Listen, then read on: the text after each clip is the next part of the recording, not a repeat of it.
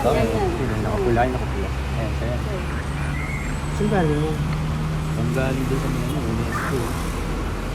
Ito sa may Maligaya Street yan.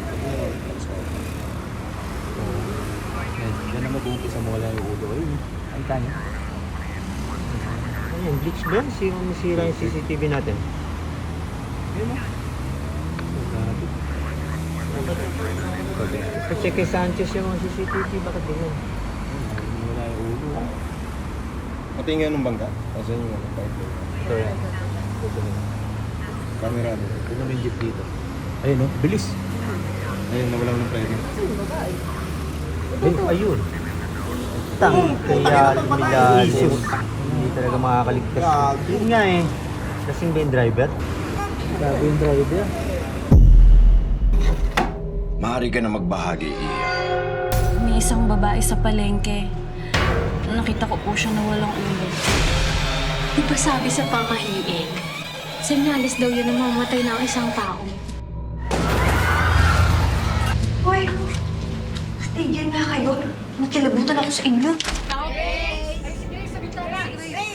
Nung isang gabi, habang papasok ka sa bahay niya, nakita ka raw niyang walang ulo. Ang sabi daw, dapat pag mga ganyan, sinasampal mo yung tao. O kaya bigyan mo ng babala.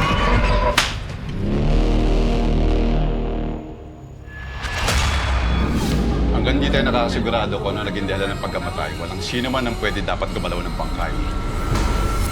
Kailangan ng mga tao ang tulong mo. Paano kung yung bagay na meron ako ay kapalit pala? Nang makarating sa akin ang mga usap-usapan sa lungsod, alam ko na ito ay isang nakakapangilabot na sumpa.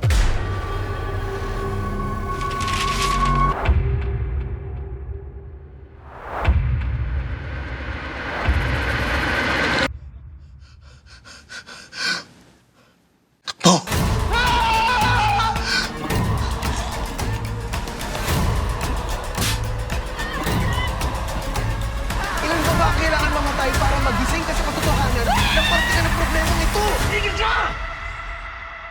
Kamatayan ng isa ay mas maigi sa kamatayan ng nakararami.